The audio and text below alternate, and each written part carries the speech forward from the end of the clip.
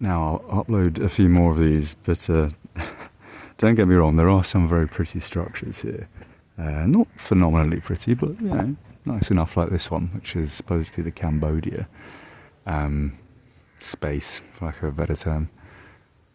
But I've concluded one thing through walking around the complex, which is, this is Lumbini, which is obviously supposed to be where Buddha comes from, and consequently each kind of Buddhist nation has built their own, or multiple, spaces representing, I guess, the kind of dynamic of their country when pertaining to Buddhism.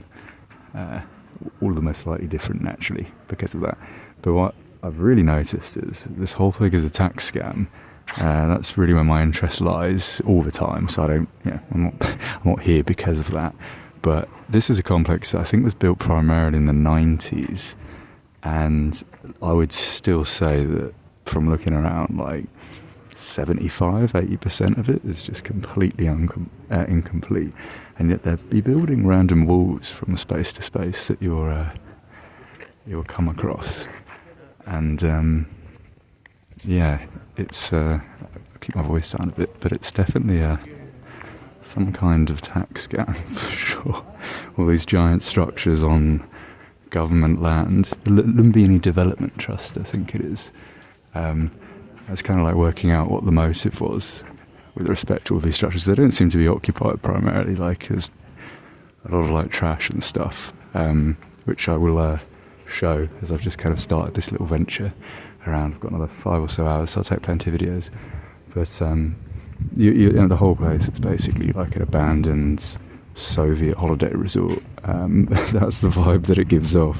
It's certainly not something that's active. It's certainly not something that's respected by so-called monks or Buddhists, who I don't even really think exist in a great extent here, because nothing's kept up. The grounds, if you go to an actual monastery that's used and kind of lived in, whether that's in Europe or anywhere else for that matter, you take pride and respect in kind of where you reside and kind of habitate, and therefore everything is usually quite, the upkeep's usually the kind of priority, if you like, because where you are is a symbol of your religiosity, and consequently it's reflected from your actions, right?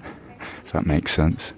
So I kind of find the whole thing is just a total scam, basically. Even all these buildings are not finished. For like 25 years.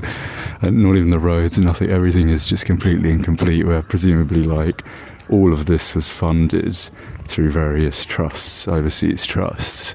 The idea being obviously you get like 2 million, say, as an example, and you build a kind of a camp representing, say, Cambodia and Myanmar. And then most of it naturally just disappeared.